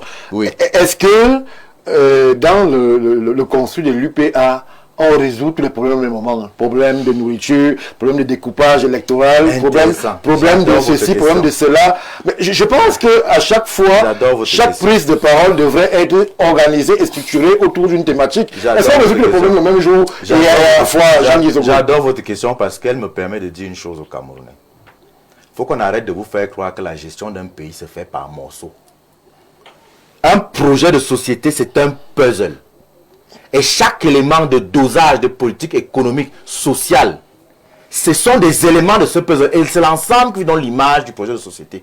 Il est inadmissible qu'on donne l'impression que si vous sortez un élément, vous pouvez analyser, puisque tous les éléments s'imbriquent. Si on prenons les faux documents. Oui. Moi, j'ai envie de me demander, qu'est-ce qui me prouve que c'est ce monsieur qui est parti déposer ça? Ça interroge la sécurité. Bon, quand vous dites que c'est un compatriote Polycarpe qui a mis le problème sur la place publique, moi je m'interroge. Après 10 jours. Je m'interroge. Oui. Admettons qu'effectivement il y a eu un acte d'une telle gravité commis dans une institution qui fonctionne avec l'argent des Camerounais. On fait 10 jours pour en parler. Qui a parlé? Peut-être la sensibilité de l'information. Même si la personne qui en parle est à l'extérieur. Qui a parlé? Le fait qu'aujourd'hui, lui il en a parlé à l'extérieur, non? Il a parlé à l'extérieur, ça veut dire que c'est vrai. Nous sommes en train Non, d'en lui, il ne travaille pas pour la CATV. Est-ce qu'il a dit que... Qu'est-ce qui prouve que c'est vrai? Je veux qu'on se comprenne bien. Ça, c'est un canular. Je voudrais qu'on se comprenne bien. Oui, c'est un canular. Le monsieur à l'information, C'est un fait divers. C'est un canular. Vous me Qu'est-ce qui prouve rejoignez. que c'est vrai? C'est un fait divers. On ne peut pas accuser. c'est lui qui est à l'exploitation, c'est Non, on ne peut là. pas. Qui est en exploitation, on sait. Vous l'avez vu, il s'appelle Qu'est-ce qui vous prouve que ce nom-là existe S'il même vous plaît, dans le ce n'est pas fichier ça qui de est l'état civil important, c'est pas ça qui est camerounais? Non, on ne peut pas venir dire que l'État du Cameroun a fait ceci. Non. important. Et si c'est vrai, Laissez-moi qui vous parler. a dit que c'est vrai? Laissez-moi Ça, c'est parler. de l'imaginaire. Laissez-moi parler. C'est de l'imaginaire. Laissez-moi parler. Allez-y, Jean Guizoko. Je prends un exemple simple. Il y a quelque chose qui s'est passé au Cameroun. Dans une institution qui fonctionne avec l'argent des Camerounais. Rien ne s'est passé au Cameroun. Madame Abega, Je refuse qu'on dise que ça s'est passé au Cameroun. Votre président va accepter. Je refuse qu'on dise que ça s'est passé au Cameroun. alors ça s'est passé où? Au Mali? C'est où? Il n'y a rien En eu. Côte d'Ivoire. Dans votre première prise de parole, vous avez dit que Non, s'il vous plaît, s'il vous moi, plaît. j'étais en train d'analyser. Ah, d'accord. J'étais en train Donc, analysez Ça s'est Kadira. passé- Donc, ça s'est vous passé analysez où? et moi je fais quoi? Ça s'est passé où? Qui a vu? Bon, Est-ce qu'il y a eu une vous communication analysez, moi, gouvernementale? bon, vous analysez. Est-ce que Polycarpe et son bassin de J? Est-ce que Polycarpe et son travail à Le CATV? CNC l'a convoqué. Qui l'a compris? Est-ce Il qu'il travaille s'est où? dit, est-ce qu'il s'est, puisque son nom a été, Son nom a été- est-ce qu'il a dit que c'était un canular? Mais qu'est-ce qui prouve que c'est l'État du Cameroun qui doit endosser la communication de Polycarpe Somba? Il n'y a rien eu, savez, puisqu'il n'y a pas eu de communication Allez-y, gouvernementale. Jean Guizoko. Vous savez ce qui c'est assez ça, c'est intéressant Guizou. parce que c'est maître Jean Guizou. Merci, maître. Ce Alors, qui est assez intéressant, c'est que je suis heureux de voir que les gens peuvent se désirer en l'espace de 2 heures de temps. C'est très Vous avez intéressant. tout. Et le fait qu'ils se dédisent avec ce sont les autant alliés. de manière aussi Les alliés, réalité monsieur m'inquiète. Messi. Parce que si c'était Stéphane Baga, tout à l'heure, vous avez pris le soin de rappeler le sérieux de votre plateau de télévision, non? oui. Ça veut dire que nous sommes en train de débattre d'un canular. Voilà. Les propos de Madame Il Abega, faudrait donc que, justement, justement, il faudrait donc que, lorsqu'on veut parler du Cameroun, et je reprends mes 2 co-discutants du mouvement réformateur et mon frère, il faut arrêter de prendre le Cameroun pour une blague. Si effectivement quelqu'un est en exploitation au CED, ce n'est pas un canular. je pose la question, est-ce que Polycarpe et son bassin de J, est-ce que Polycarpe et son bassin dit que c'était un canular? Attendez, qu'il a se soit l'exploitation? dédié ou non, qu'il se soit dédié ou non, là n'est pas notre problème. Notre problème, c'est que s'il faut analyser froidement l'événement dont nous parlons, ça ne peut pas être un canular. Parce qu'il peut s'avérer derrière ceci, le silence institutionnel peut nous renvoyer à autre chose. Oui. Au fait qu'il y a effectivement eu une tentative de coup d'État institutionnel à Oui. travers la CRTV et que maintenant, pour réussir à démêler les écheveaux de ce problème, on préfère vous présenter un kidam, un monsieur qui en réalité ne serait en définitive qu'un bouc émissaire, le temps de laisser les institutions faire leur travail. Oui. Mais je refuse qu'on donne l'impression que c'est un canular ou alors il ne s'est rien passé. On ne peut pas battre ça en brèche comme ça, sinon on ne serait pas assis ici. On ne peut pas battre ça en Et toute brèche la comme ça. presse camerounaise ne Voilà. va pas analyser Et le maintenant, communiqué sur un le événement. problème maintenant, c'est que le peuple camerounais, le pauvre, est otage de tout ceci. Il n'est pas versatile. Il a été maintenu à un niveau de culture citoyenne et politique tellement rudimentaire qu'il est davantage omnibulé par les faits divers que par les faits institutionnels. Parce que la question qu'on devrait poser ici, ce n'est pas celle de savoir si c'était un vrai faux gouvernement. C'est pourquoi est-ce que le président de la République du Cameroun, en prêtant serment le 6 novembre dernier, a pris la parole à 4 reprises. Et dans 3 de ces 3 prises de parole, il a parlé d'un certain nombre de choses qui n'étaient pas des promesses, mais des engagements. Quand on prête serment, on prend un engagement. Et qu'au moment où normalement ailleurs, là où c'est sérieux, les gens se donnent 100 jours pour commencer à faire un bilan, nous on a dépassé les 100 jours. Et là, au lieu qu'on nous explique pourquoi est-ce que les Camerounais ont une impression que tout est bloqué, on nous amène vers les problèmes superficiels qui relèvent de la distraction. Mais maintenant, il ne faut pas non plus le prendre de manière légère. Parce que si effectivement, un groupuscule d'individus a essayé de faire un passage en force, Oui. sachant pertinemment que sur le plan légal, dans les actes administratifs unilatéraux, leur légalité vient également, parmi les éléments de légalité d'un acte unilatéral, administratif unilatéral, il y a la publicité. Le fait que ce soit rendu public. Sauf que, est-ce que la CRTV devrait être le canal? Il y a un journal officiel. Parce qu'il y a toujours un article qui sera publié en français, en anglais, dans le journal officiel. Après lecture. Je n'en disconviens pas. Mais est-ce que c'est la CRTV le journal officiel? Non. Donc ça fait que c'est pas... Je vous ai parlé de... Au départ, je vous ai dit que si on en arrive à ce genre de situation, c'est parce qu'il y a une opacité certaine. Merci. Qui règne dans la manière dont le Cameroun est administré, parce qu'il n'est pas gouverné. Merci. Bonsoir monsieur. Je voudrais vous dire que cette affaire de faux documents de nomination est là pour nous embrouiller. Ils veulent seulement nous embrouiller pour nous faire oublier le problème des enfants brûlés à une chefferie dans la région de l'Est. Merci. De l'Ouest. Bonsoir Stéphane Mbaga, ainsi qu'à votre illustre panel. Faux documents de nomination interceptés à la CRTV, c'est simplement comme l'ensemble des activités actuelles au Cameroun. De la distraction. Les combats sont ailleurs. Merci pour la communication. Bonsoir à vous. Pourquoi les autorités camerounaises... Monsieur Emile Messi, moi je préfère me tourner vers vous en attendant des contributions un peu plus sérieuses. Alors, aujourd'hui, on en est là. Il y a des supputations, il y a une communication. Certains parlent d'opacité communicationnelle institutionnelle. La prochaine fois qu'il y aura un décret, comme il y en a d'ailleurs chaque temps au Cameroun, comment est-ce qu'on va mesurer, comment est-ce qu'on devrait se l'approprier? Là, j'interroge l'enseignant pour qu'il parle aux Camerounais. Comment est-ce que les Camerounais, on doit fêter d'abord ou alors faire attention? On doit d'abord aller vérifier que c'est bien les canaux officiels qui ont été utilisés. Comment est-ce qu'on se comporte lorsqu'on vous annonce que désormais vous êtes ministre dans la République du Cameroun? Non, il faut dire qu'il y a des décrets. Des décrets qui forment le gouvernement, qui réaménagent, qui fait tout ce que vous voulez, sont des décrets qui ne rentrent pas dans l'ordre des autres décrets. Quelqu'un vous a rappelé tout à l'heure qu'il y a eu un décret à 17h nommant des gens, je crois, dans la défense. Les décrets sont là chaque jour. C'est ce que nous disons. Dire également que le RDPC n'a pas l'habitude d'interférer dans le choix des thématiques. Vous arrêtez vos thématiques, nous venons, nous débattons. Oui. Le débat aussi, c'est parfois des arguments pour et contre. Tout à fait. Vous comprenez? Donc quand nous participons au débat, nous ne venons pas avec un agenda caché, avec des arguments déjà bien affûtés pour faire quoi que ce soit, au point où lorsque vous changez simplement, on se retrouve braqué. Non. Bon, je ne sais pas à qui s'adresse vos propos, mais moi je vous suis parler l'attention. Laissez-moi parler. Que même si vous changez de sujet tout de suite là, ça ne nous pose aucun problème. C'est pas question d'être prêt. Nous donnons notre contribution. Donc, on ne vient pas là forcément pour parler d'une question précise.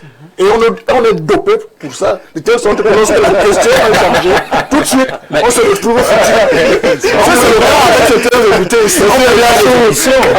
Oui, je suis d'accord. Mais vous êtes dopé, restons sur la distraction. Vous changez pas comme ça, restons sur la question. Cette thématique est pour moi importante. Je veux dire que cette thématique, sur le vrai faux décret, à mon avis, mérite toute son attention. Oui. Vous dites que les Camerounais ont fait comment on va le faire distraction? S'il vous plaît, monsieur Lassou. Non, il n'y a rien de distrait en fait. C'est pour ça que j'ai dit que parfois il faut convoquer l'analyse des profondeurs. Ce qui peut se présenter en surface comme une distraction a des ramifications extrêmement profondes. C'est pour ça que moi j'ai dit je ne prends pas cette affaire à la légère. Et c'est pour ça que moi j'ai invité les institutions qui restent debout à nous faire toute la lumière. Comme Mme Abega dit, c'est quelque chose qui n'en méritait pas. Elle a évoqué un canular. Oui, que les autorités compétentes nous disent que effectivement c'est un canular. Il y a eu ceci, il y a eu des suppositions. Il n'en est rien. Et ça rassure. Mais quand vous dites qu'un quidam s'est présenté devant la rédaction où on remet les choses qui sont prêtes à lire et qu'on a vérifié pour se rendre compte que ce n'est pas authentique, il y a un souci. Et j'ai dit, moi, ma source pour l'instant, c'est Polycarpe. Alors, je vous ai posé la question, monsieur Messi. Comment est-ce que les Camerounais font désormais, lorsqu'on lit un décret, Il C'est a en France, Camerounais dont on prend tout Martial ça. TV, en fait, qui est un média public, qui a une responsabilité, parce que la bonne question serait, si ces fake décrets avaient été lus, par exemple, où en serions-nous pour prolonger la thématique? Oui. Nous disons que même si ça avait été lu, ces gens-là n'ont pas réussi, parce que il y a des mécanismes de veille. Alors, qu'est-ce Il y a que des vous unités? Lorsque c'est lu, on peut revenir tout de suite après. C'est pour ça qu'on dit qu'il y a des unités spéciales qui sont prêtes à réagir à toute fausse manœuvre. Ces gens-là allaient être débusqués à la minute. Peut-être que la lecture ne devait même pas aller jusqu'au bout. Pour rassurer ces gens-là que si ils essayent encore. D'ailleurs, on a souvent... Je vous donne un avertissement en tant que républicain. Tentative de déstabiliser les institutions, c'est très grave. Si vous vous rendez compte que moi j'ai vu, on a souvent vu des gouvernements fuiter, parfois quand vous le disiez comme ça, vous avez le sentiment que cette affaire-ci, même quelque part, s'est fondée au niveau de la structuration des choix des hommes. Il me semble que jusqu'à présent, ce faux gouvernement n'a jamais fuité. Moi je m'interroge. Si ça avait vraiment été, on dit qu'on a attrapé ce cuida, mais qu'on nous sorte également l'enveloppe. On nous a juste montré le vice-président. On n'a pas montré. Moi, je n'ai pas vu. C'est pour ça que j'ai dit, ça peut être quelque chose très un sens et qui était bien préparé, mais qu'on cache peut-être pour des besoins d'exploitation. On peut éventrer. Merci. On continue dans l'exploitation jusqu'au bout et que les auteurs, les commanditaires soient sévèrement punis parce qu'on ne s'amuse pas avec une république. Nous posons encore des hypothèses. Merci. Nous n'accusons personne. Merci, Parce que monsieur. lorsque ça va dans tous les sens, vrai, faux, Romer Biyina, certes, il a été professionnel, mais il devra nous dire toute la vérité. C'est qu'il a vu. Alors, bonsoir. Un faux document qui tend de la présidence ne peut être conduit par n'importe qui à la Siartchevi. Alors que le régime de Yaoundé ne fasse pas comme si les Camerounais sont tous des fous. Alors, Jacques Léonce, il nous reste à peine 5 minutes. Très rapidement. Moi, j'ai posé une question à M. Messi, il ne va pas me répondre. Moi, je vous la pose. Comment est-ce que les Camerounais devront se comporter dorénavant lorsqu'on dit que Jacques Léonce est le nouveau ministre Les décrets vont toujours suivre le même schéma, non? Ouais, Stéphane, c'était une patate chaude pour Messi, il ne peut pas répondre. Moi, je vais répondre. Je n'ai pas compris. Moi, je vais répondre. Vous voyez donc à quel niveau M. Biya et ses amis nous ont conduits. Nous sommes arrivés vraiment. Nous sommes fatalement arrivés au niveau où, si on lit un décret, il y a certains ministres qui vont refuser le parti parce qu'ils ne vont pas croire au décret. Ils vont refuser le parti parce qu'ils ne vont pas croire. Qu'est-ce qui va garantir que c'est vraiment... Nous sommes fatalement arrivés à ce niveau où les amis de M. Biya lui font croire qu'il est toujours tout beau, tout jeune. Il continue le gouvernement, même étant à Genève, étant en Suisse, il gouverne le Cameroun, parce que la communication gouvernementale nous a fait savoir qu'il est toujours en train de gouverner, même étant en Suisse, même étant à Genève. Il gouverne toujours. Alors que nous on voit que le mec est fatigué. On a vu le mec. on voit que le monsieur est fatigué. On parle d'institution. On parle d'institution. On ne dit pas le mec quand on parle du président de la République du Cameroun. On voit que le monsieur est fatigué. Président de la République. On voit que le monsieur est fatigué. On a encore vu lors du 20 la salle de nous balade, on refuse de monter comment il marche. On comprend que le gars, il est fatigué. Vraiment, il est fatigué. Il est fatigué, vraiment. On voit, on sait. Mais on veut nous faire croire qu'il est tout jeune, il est tout là. Non, il ne peut plus gouverner le Cameroun. Il est dépassé lui-même par les événements. C'est ça que nous sommes arrivés. Si déjà, on nous fait croire que on lit un décret et que les gens ne vont plus y croire. Si jamais ça arrive, un remaniement arrive, les gens ne vont pas croire. Il y a les ministres là qui vont refuser le parti parce qu'ils ne vont pas croire que c'est M. Biya qui a signé. Nous sommes fatalement arrivés à ces niveaux. Ça veut dire que soit le pays n'est plus gouverné, on est dans un bateau sans maître. Là, c'est dangereux. Si le Cameroun est désormais un bateau sans maître, où des kidams peuvent se présenter à la scène avec des nominations où il se nomme lui-même vice-président, ça veut dire que le Cameroun est un bateau sans maître. C'est pas possible. Tout le monde peut tout se permettre. Personne ne respecte plus rien. Même la nomination de M. Biya ne seront plus respectées parce que les gens vont refuser de partir. Puisque si quelqu'un est là depuis 22 ans et puis vous nous dites qu'on a signé que tu dois partir, il va refuser. Il ne va pas croire. Il va dire que je vais avoir M. Biya au téléphone pour qu'il me confirme que c'est lui qui a signé. Nous sommes fatalement arrivés à ce niveau avec le Cameroun. Merci. où Nyobe a donné sa vie. Merci Jean-Léonce. Merci Jean-Léonce. Le Cameroun, le bateau, donc on continue à penser qu'il est tenu. Ça va aller. Bonsoir le panel. Qui va lire le prochain décret? Le ministre Sadi, le SGPR, le DCC ou alors M. Biyina? C'est le président Amadou Amino, l'homme politique bien connu qui réagit. Alors M. Eliassou, la même question aussi, puisque nous sommes arrivés quasiment à la fin du programme. En 1 minute, prochain décret, comment est-ce que le mouvement réformateur réagit? Il félicite peut-être vous qui serez appelé. Ou alors, on s'interroge quand même en attendant la bonne voie avant de sabler le champagne.